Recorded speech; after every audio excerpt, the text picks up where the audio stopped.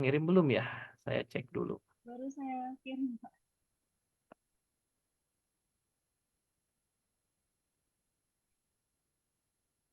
Sebentar. Oke, udah siap wisuda ini ya.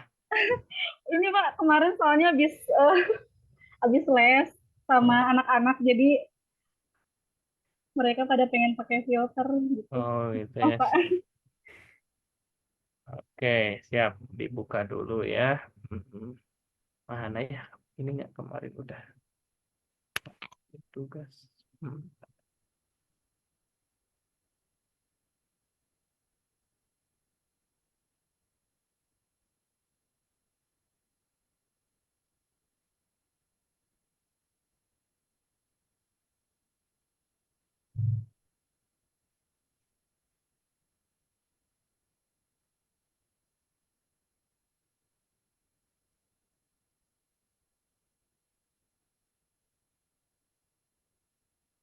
Hmm.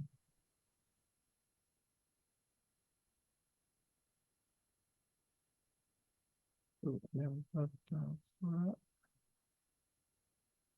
Oke, Elvia udah UP. alhamdulillah udah Pak. Kapan UP-nya?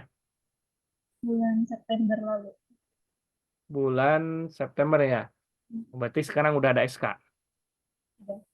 Udah ya. Tapi Pak, kalau misalkan mau ganti SK itu kira-kira gimana ya, itu boleh kan ya? S udah keluar pembimbingnya. Udah, Siapa? sama Pak Izan. Pak Pembimbing Izan sama duanya sama Pak Dadang. Pak Dadan Lusmana, Pak Dadang Darmawan. Pak Dadang Darmawan. Oke. Mau diganti apa? Gimana maksudnya? Ada yang dihilangkan gitu Pak, kan awalnya tuh anxiety disorder dalam kurung gangguan kecemasan. Nah kata Pak Izan tuh gangguan kecemasannya itu dihapus aja katanya. Oh ya. Kalau itu nggak apa-apa lah. Nanti kalau SK itu boleh rubah ya. Tapi kalau sekarang mengajuan minta berubah, itu pasti lama. Dan itu menghambat ini. Nggak apa-apa nanti SK-nya masih SK yang lama, tetapi nanti deskripsi itu adalah judulnya berbeda. Itu nggak masalah, nggak apa-apa. Karena nanti yang akan dimunakosyahkan itu adalah dari judul itu. Nanti ditanya, kok kenapa beda dari SK ini? Karena memang ada perbaikan. Gitu kan itu. Jadi kalau misalnya diajukan kembali takutnya nggak akan selesai seminggu 2 minggu. Itu takutnya itu. Takutnya nanti ada kendala dan sebagainya. Saya, tapi ini waktu tadi ngirim, tapi ternyata filenya nggak ada. Bisa dikirim lagi nggak? Oh bisa Pak. Bisa.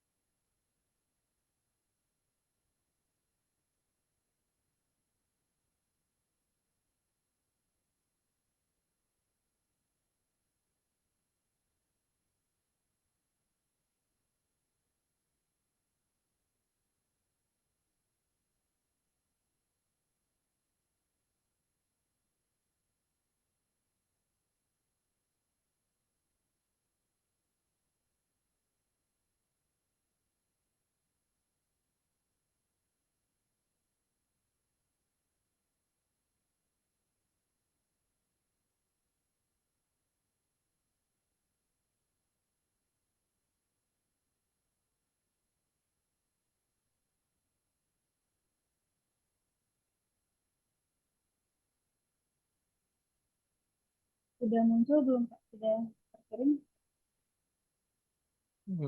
Yang ini belum masuk nih.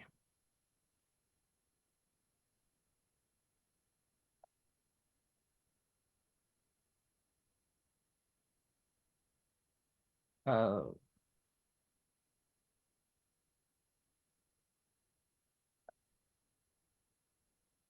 Sudah ada belum Pak? Boleh ya, kita cek.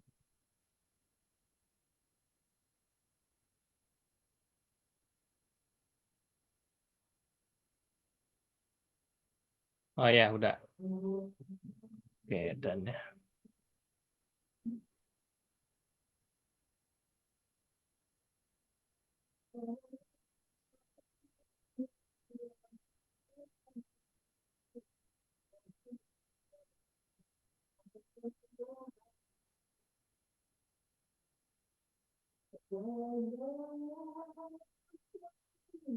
Kita share screen dulu.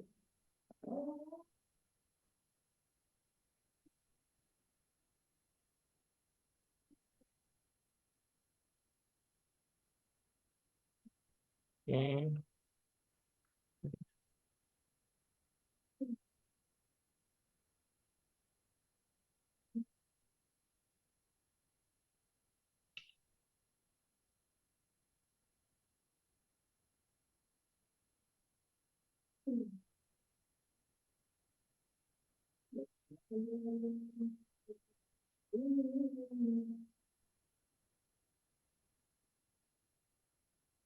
Baik, kita coba ya. Anxiety disorder dan penanggulangannya perspektif Al-Quran. Yang kata Pak Izan ini udah dihapus ya?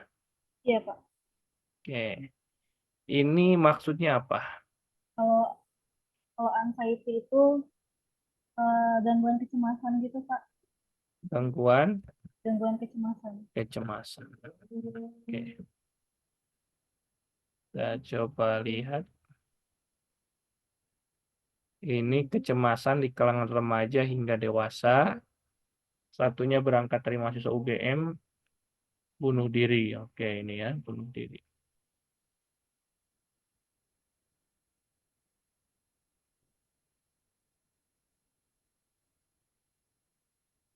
Nah, ini sebagai eh, confirm ya. Confirm itu berkaitan dengan apa yang dilakukan tentang bunuh diri.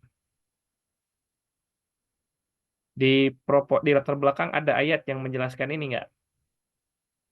Ada, Pak. Tentang Allah sangat membenci orang yang berputus asa. Oh, nggak ada. Nggak dimasukin, Pak. Nah, nanti kalau misalnya belum ada, nanti dimasukkan ayatnya. Untuk menegaskan dimasukkan ayatnya dan penafsirannya saja untuk menjelaskan bahwasanya Allah membenci orang-orang yang berputus asa karena apa-apa dan sebagainya.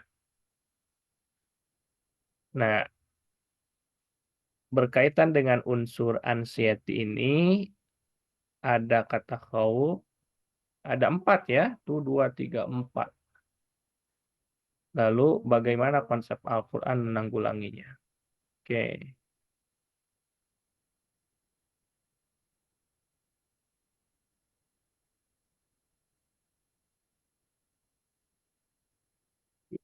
Pak, kualitatif, oke,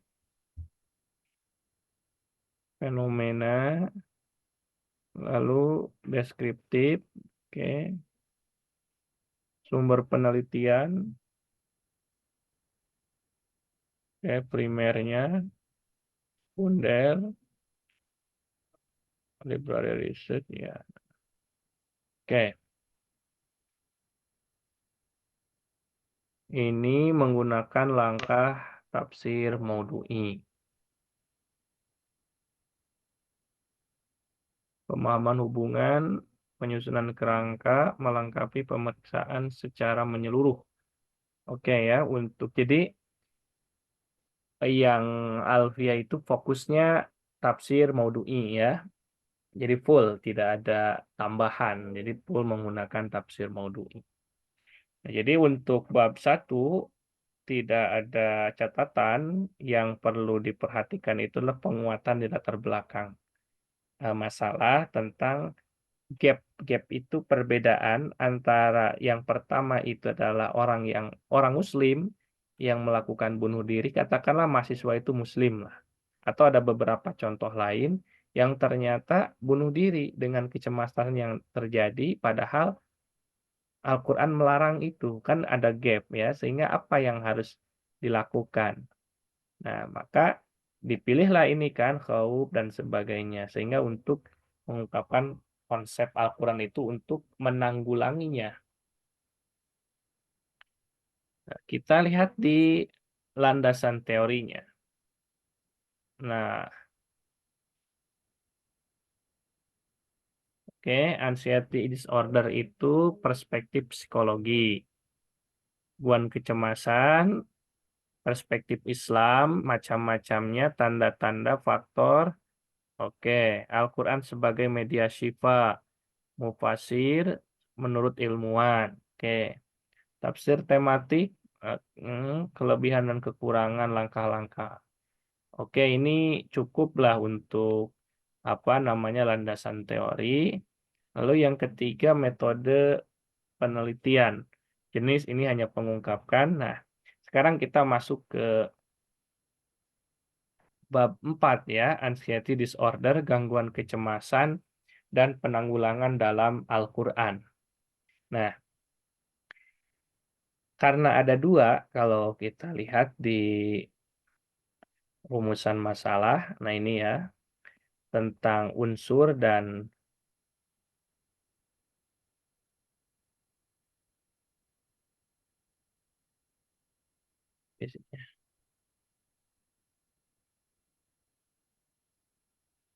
berkaitan dengan unsur anxiety ini kita coba lihat kodifikasi ayat Al-Qur'an. Ya, nanti ini yang diklasifikasikan, lalu klasifikasi Makkiyah Madaniyah, asbabun nuzul, memahami munasabah dari tiap ayat.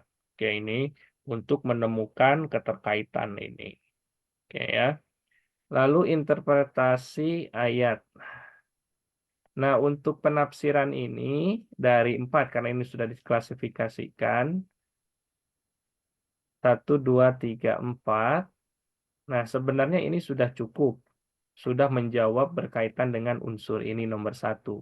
Namun pertanyaannya untuk mengungkapkan ini perlu ditambahkan, dikuatkan dengan sebagaimana telah dimasukkan dalam langkah Al-Fahmawi itu adalah penafsiran ayat dan sebagainya. Jadi, nah nanti dibuatkan, bagusnya nanti dibuatkan nanti tabel dari 4 itu hasil kesimpulan di subbab ya, bukan kesimpulan akhir.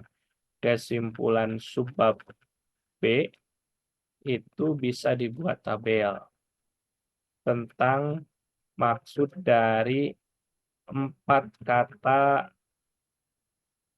tentang gangguan kecemasan. Ini ya, tentang gangguan kecemasan. Jadi ini bisa dimasukkan. Nah, kesimpulan subbab ini dibuat tabel tentang maksud dari 4 kata ini. Nah, ini nanti dari inilah sebenarnya penafsirannya. Tetapi yang akan agak perlu perhatian itu ketika konsep Al-Quran dalam pencegahan dan penanggulangan anxiety order, gangguan kecemasan.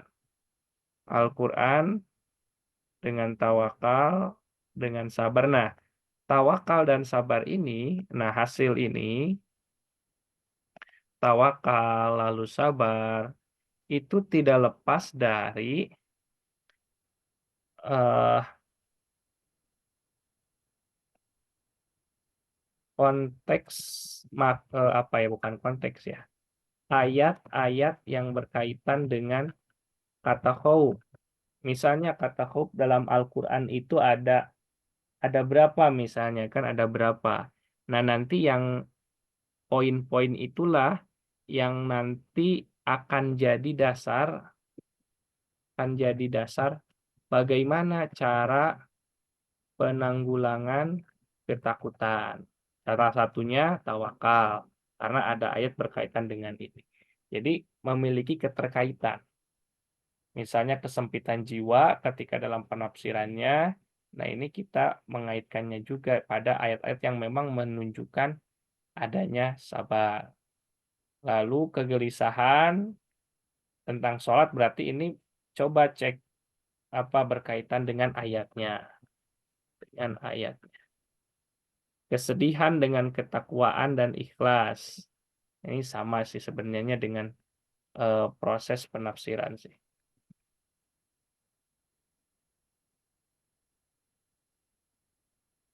Apa bedanya ini antara nomor 1 dan nomor 2, antara pencegahan dengan penanganan? Kalau penanganan itu dia udah mengidap anxiety disorder. Kalau misalkan pencegahan itu belum gitu Kak. Terapi tilawah Al-Quran. eh ini sudah ada ayatnya Belum sih, Pak. atau hanya baru oh kira-kira ini misalnya. Eh, Sebenarnya udah ada, Pak, cuman saya belum neliti lebih lanjut lagi gitu. Oke, sudah ada ya. Sudah ada jadi difokuskan itu aja, difokuskan pada hal tersebut, hal tersebut difokuskan pada hal tersebut, ayat yang dikaji, lalu ungkapkan dalam beberapa penafsiran dan pendapat dari Alfiah, sebenarnya itu sih. Jadi terapi zikir, terapi sholat, zikir, dan tilawah. Dan ini perlu dibedakan. Perlu dibedakan apa bedanya. Misalnya tentang zikir, oke ada misalnya Allah bizikrillah, misalnya untuk mengingat supaya hati tenang. Lalu sholat, lalu tilawah. Ini perlu diperdalam. Perdalam itu apa? Penekanan Al-Quran ketika mengingat itu untuk apa? Ketika sholat untuk apa misalnya? Eh, Misalnya apa ya? Ketika seorang cemas, cemas dalam apa namanya itu dalam menghadapi berbagai ancaman, maka konteksnya itu nanti wasta'inu bis sabri wassalah. Ketika ada ancaman dan sebagainya, lalu dengan berbagai itu adalah satu sabar dua sholat. Maka sholat itu difokuskan itu adalah ketika seorang itu merasa terbebani dengan berbagai eh, masalah yang tak kunjung selesai.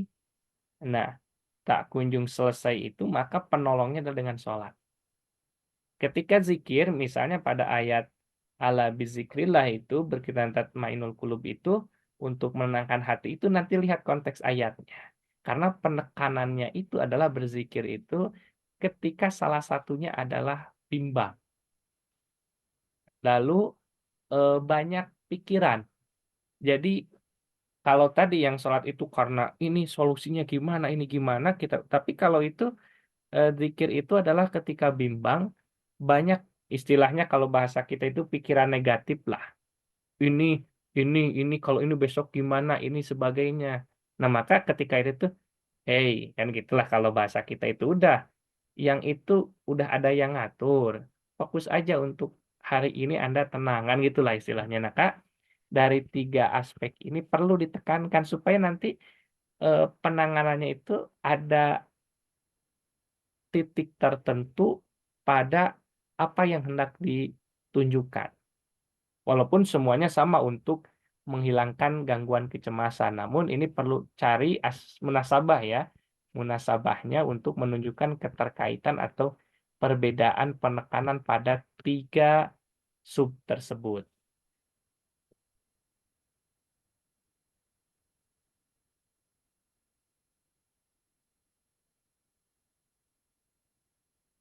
Nah, itu. Silakan. Bapak ini mau tanya kalau yang untuk tadi kan katanya ada ayat-ayat yang berkaitan dengan khauf. Jadi maksudnya tuh eh, dari pencegahan ini tuh apakah ayatnya harus sama dengan si ayat yang apa ya, yang sebelumnya khauf yang sebelumnya itu atau bagaimana Pak? Soalnya yang saya temukan kan khauf itu kan ada 124 ayat. Hmm. Itu tuh ada banyak jenisnya, ada takut kepada dunia gitu ya Pak. Nah, tapi yang saya maksudkan itu hanya yang saya temukan hanya satu yang masuk ke anxiety disorder. Karena anxiety disorder itu kan ciri-cirinya kegelisahan kayak gitu ya Pak ya. Kegelisahan yang sangat gitu, yang sangat-sangat. Sedangkan kalau misalkan dari ayat-ayat yang saya temui itu banyak khauf yang itu tuh secara naluri manusia saja dan hanya satu ayat yang saya temukan masuk ke dalam anxiety. Itu apakah eh, sedangkan kalau misalkan ayat dari ayatnya itu surat Al-Ahzab ya Pak ya ayat 19. Sedangkan itu tuh nggak ada tentang tawakalnya gitu Pak. karena itu ayatnya menceritakan tentang orang-orang munafik yang nggak mau ikut perang karena ketakutan seperti itu. Itu maksudnya untuk mencari ayat pencegahan yang khauf ini, apakah di satu ayat itu atau bagaimana Pak? Atau mencari ayat yang lain tapi tentang khauf gitu, yang ada tawakalnya atau gimana Pak? Saya juga sebenarnya belum terlalu memahami sih Pak. Iya, eh kalau misalnya nanti, kalau misalnya ya, kalau saya lihat nanti kalau pembimbingnya dari Bu Izah, pasti biasanya itu adalah untuk mengumpulkan keterkaitan khauf itu dengan yang lain. Itu akan lama, karena kan ada 4 kata yang boleh jadi itu banyak. Itu agak berat, gitu ya, dalam artian itu. Tapi gini, ketika khauf, kata khauf itu ternyata sudah dipilih loh, karena kan ini nih, di sini udah ditetapkan kan, nah ini kan, jadi penetapan khauf dan sebagainya itu ini sudah ada di langkah yang A.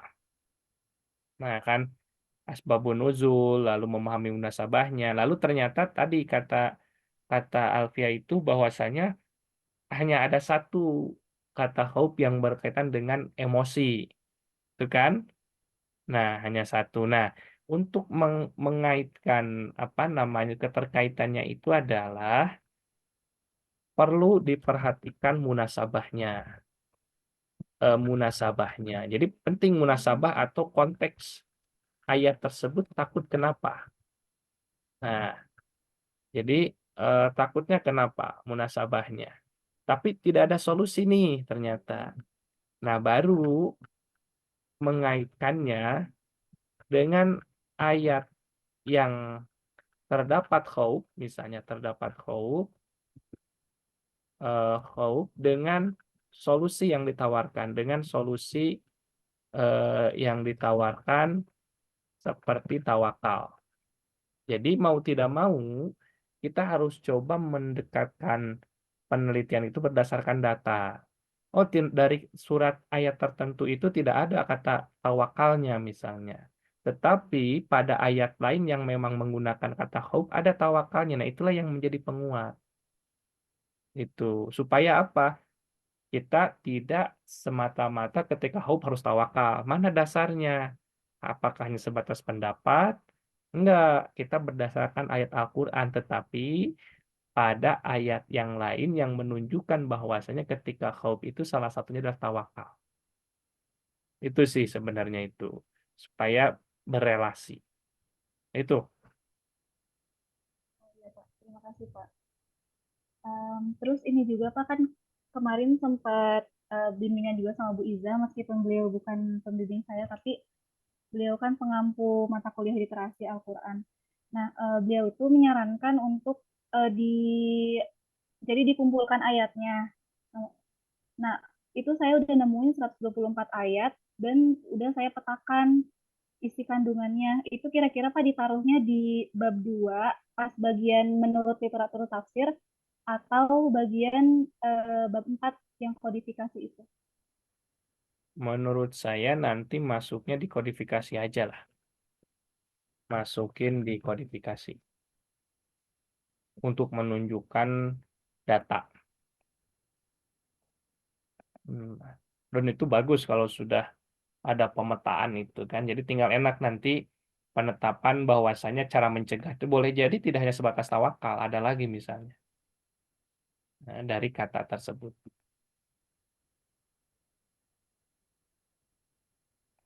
Oke, ada lagi silakan. Sama ini Pak. Berarti untuk yang tabel itu berarti di sini apa yang B ya? Hmm, Kira-kira yang udah masuk nih unsighting itu ayat-ayatnya apa aja itu di sini ya Pak ya B, yang bagian B. itu di mana ya betul itu ya. Ya dimasukin di sana.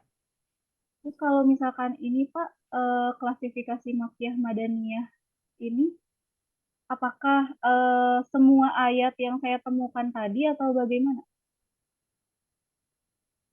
Kan kalau yang nomor satu sebelumnya itu yang sebelumnya nomor satu ya, Mm-mm. itu tuh saya masukkan masukkan ayat-ayat tentang khauf semuanya 124, terus ayat-ayat huzan segala doik juga semuanya dimasukin ke sini kan ya Pak. Terus Mm. kira-kira diklasifikasiin juga Makkiyah Madaniyah, terus asbabun nuzulnya begitu Pak? Semuanya atau Karena ini umum, kodifikasi ayat Al-Quran ya, ya bagusnya masukin. Kan udah ada datanya, tinggal tabelkan aja. Misalnya ini masuk Makkiyah, ini Madaniyah. Lalu asbabun nuzul ayat. Asbabun nuzul kan tidak semuanya ada nih. Jadi ambil saja poin tentang asbabun nuzulnya sudah aja dibuatkan tabel disekaliguskan. Jadi tidak dengan ayatnya atau dengan redaksinya supaya nggak terlalu banyak. Jadi misalnya asbabun nuzul sebab turunnya itu bisa dengan apa namanya itu dengan tabel kalau banyak, tapi kalau misalnya ternyata hanya beberapa ya cantumkan saja sih di ininya. Jadi eh, yang klasifikasi Makkiyah Madaniyah bagusnya semuanya. bagusnya semuanya? Oke. Jadi Hmm, dari 4 kata tersebut semua ayatnya gitu ya Pak ya? mm-mm. Tinggal ditabelkan, dirapikan supaya tidak seperti tumpukan ayat. Nah, misalnya ditabelkan ini masuknya Makkiyah surat ini Madaniyah dan seperti itu. Berarti ininya judulnya bukan anxiety disorder ya Pak ya? Bukan terkait anxiety disorder atau tetap di anxiety disorder Iya, tulisannya? tetap aja. Ini kan pengelompokan ayat, kan ini kan ada kodifikasi ya. Kodifikasi itu baru pengumpulan data. Nah, baru setelah memahami munasabah terkait dengan empat ini, nah ini kan empat ini, ternyata ini nih ketemunya itu ini. Jadi anxiety disorder itu, gangguan kecemasan itu dalam Al-Quran, setelah itu ada empat. Nah, itu empat inilah yang akan dikaji, itu kan akan dikaji dalam sebuah konsep dan penanggulangannya. Jadi nanti di sini karena kenapa ini? Karena ini sudah diungkapkan di sini. Perspektif Islam itu ada A dan B. Jadi ini udah membatasi bahwasannya anxiety disorder itu hanya empat ini. Jadi udah nggak usah dirubah lagi, udah cukup.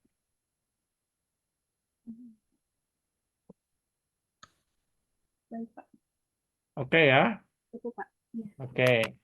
Jadi ini sudah bagus apa namanya itu sistematikanya. Hanya saja nanti proses pengisian data terkait dengan apa namanya itu bab 4 ya. Kalau bab 1, 2, dan 3 secara outline udah oke. Nah, tinggal ini saja nanti di proses penyajiannya ya. Proses penyajiannya ini catatan-catatannya.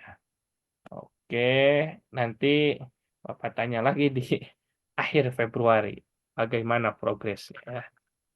Oke, nanti dikirim. Terima kasih Pak.